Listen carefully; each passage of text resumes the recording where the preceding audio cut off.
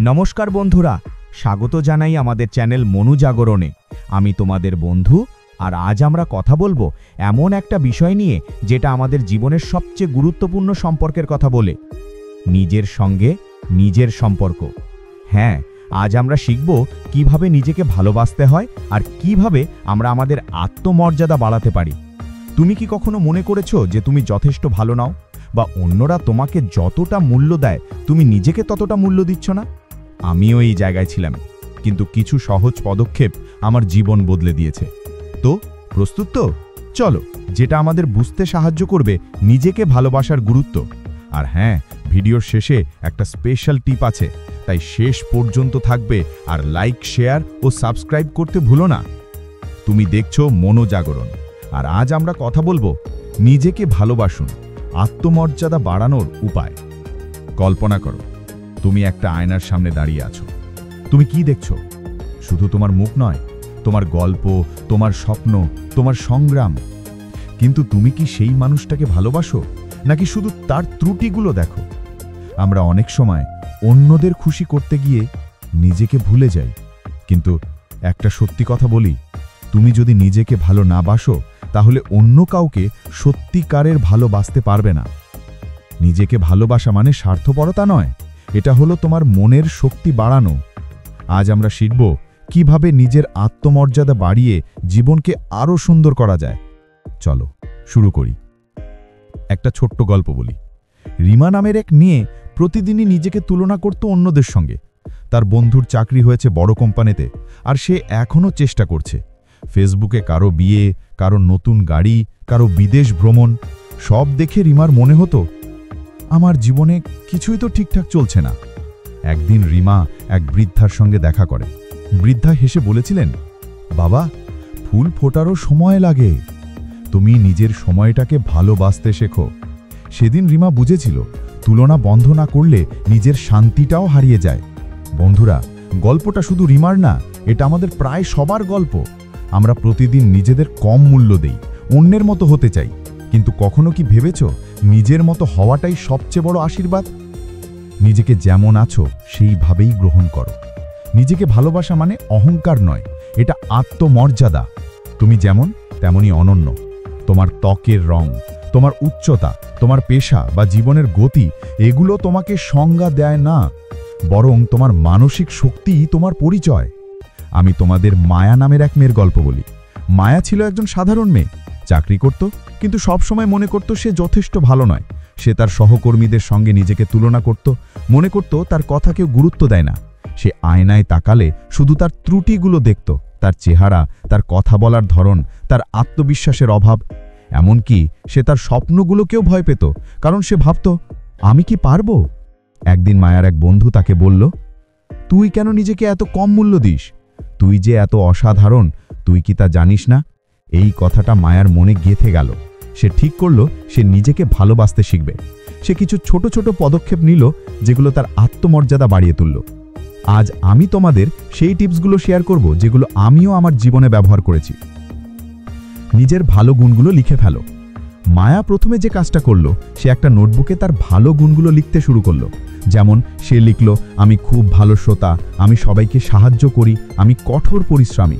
এটা করতে গিয়ে সে বুঝল তার মধ্যে অনেক গুণ আছে যেগুলো সে আগেও উপেক্ষা করত। কিভাবে করবে? একটা কাগজ আর কলম নাও, লিখে ফেলো তুমি কি কি ভালো করো। হতে পারে তুমি ভালো রান্না করো, বা তুমি সবাইকে হাসাতে পারো। প্রতিদিন সকালে এই লিস্টটা পড়ো, এটা তোমাকে নিজের প্রতি গর্বিত করবে। অন্যের সঙ্গে তুলনা বন্ধ করো। তুলনা হলো সেই বিষ যা ধীরে ধীরে আত্মমর্যাদা খেয়ে ফেলে। মনে রেখো, তুমি যার সঙ্গে তুলনা করছো, সেও হয়তো তোমার মতোই নিজের জীবনে সংগ্রাম করছে। প্রত্যেকের যাত্রা আলাদা, সময় আলাদা, গন্তব্য আলাদা। তাই নিজের গতিতে চলো, নিজের ছন্দে বাঁচো। জীবনের সবচেয়ে সুন্দর ফুলগুলো একসঙ্গে ফোটে না। যখনই তুমি নিজেকে কারো সঙ্গে তুলনা করছো, নিজেকে বলো, আমি আমার নিজের পথে আছি। সোশ্যাল মিডিয়ায় কম সময় নষ্ট করো, দিনে 30 মিনিটের বেশি নয়। অন্যের সাফল্য দেখে খুশি হও, কিন্তু তাদের সঙ্গে নিজেকে মেপো না। যদিও সোশ্যাল মিডিয়া বা চারপাশের মানুষ বারবার তুলনা করবে, কিন্তু আত্মমর্যাদা বাড়াতে নিজের গতকালের আমির সাথে আজকের আমিকে তুলনা করুন। নিজেকে কারোর চেয়ে কম বা বেশি ভাববেন না। আপনি যেমন সেইভাবেই অনন্য। নিজেকে যত্ন নিতে শিখুন। নিজেকে ভালোবাসা শুধু কথায় নয়, কাজে প্রকাশ পায়। তুমি কি প্রতিদিন নিজের জন্য একটু সময় রাখো? এক কাপ চা নিয়ে বারান্দায় বসে সূর্যোদয় দেখা, একটা বই পড়া বা শুধু নিজের সঙ্গে সময় কাটানো, এগুলো ছোট ছোট কাজ, কিন্তু এগুলোই তোমাকে ভিতর থেকে শান্তি দেয়। নিজের শরীর, মন আর আত্মাকে যত্নে রাখুন। একটা ভালো ঘুম, একটু হাঁটা আর নিজের প্রতি কৃতজ্ঞতা, এগুলোই আত্মমর্যাদার পুষ্টি। ইতিবাচক অটো সাজেশন ব্যবহার করুন। প্রতিদিন নিজেকে বলুন, আমি পারি, আমার দ্বারা সম্ভব, আমি মূল্যবান। নেগেটিভ চিন্তা এলে সেটা লিখে ফেলুন। আরেক পাশে লিখুন কিভাবে সেটা বদলানো যায়। নিজের ভিতরের গল্প আপনার আত্মমর্যাদা ও আত্মবিশ্বাসকে বদলে দিতে পারে। প্রতিদিন 10 থেকে 15 মিনিট শুধু নিজের জন্য রাখুন। হতে পারে ধ্যান, হাঁটা বা একটা বই পড়া। নিজেকে জিজ্ঞাসা করুন, আমি কেমন আছি, আমার কি দরকার। ছোট ছোট জিনিসে নিজেকে খুশি করো, যেমন এক কাপ কফি বানিয়ে উপভোগ করা। নিজের ভুলগুলো ক্ষমা করো। আমরা নিজেরাই সবচেয়ে বড় সমালোচক। একটা ছোট্ট ভুলের জন্য আমরা নিজেকেই শাস্তি দেই, নিজেকে অযোগ্য বলি। কিন্তু বন্ধুরা, ভুল মানেই ব্যর্থতা নয়, ভুল মানে শেখার সুযোগ। যে নিজেকে ক্ষমা করতে জানে সেই সত্যিকারের শক্তিশালী মানুষ। আজ নিজের ভিতরের ছোট্ট শিশুটাকে বলো, আমি তোমাকে ক্ষমা করছি, কারণ তুমি শিখছো। নিজের ভুলকে গোপন বা অস্বীকার নয়, বরং শেখার সুযোগ হিসেবেই নিন। ব্যর্থতাকে স্বাগত জানান, কারণ প্রতিবার হোঁচট খেলে আমরা কিছু না কিছু শিখি। নিজেকে ক্ষমা করতে শিখুন এবং বারবার মনে রাখুন, ব্যর্থতা মানে নতুন চেষ্টা, নতুন উদ্দেশ্য। নেগেটিভ কথাবার্তা বন্ধ করো। যখনই নিজেকে নেগেটিভ কিছু বলছো, থামো। সেই কথাটাকে পজিটিভে বদলাও। যেমন, আমি যথেষ্ট নই এর পরিবর্তে বলো, আমি প্রতিদিন উন্নতি করছি। আয়নার সামনে দাঁড়িয়ে নিজেকে বলো, আমি অসাধারণ। ইতিবাচক চিন্তায় ও ভাবনায় ঘিরে রাখো নিজেকে। তোমার চারপাশের পরিবেশ তোমার মানসিক জগৎকে প্রভাবিত করে। যারা সবসময় নেগেটিভ কথা বলে, তোমাকে ছোট করে, তাদের থেকে একটু দূরে থাকো। তোমার আশেপাশে রাখো সেই সব মানুষ যারা তোমার হাসিতে আনন্দ পায়, তোমার স্বপ্নে বিশ্বাস রাখে। এবং হ্যাঁ, ইতিবাচক চিন্তা শুধু পরিবেশ নয়, নিজের মনেও তৈরি করতে হবে।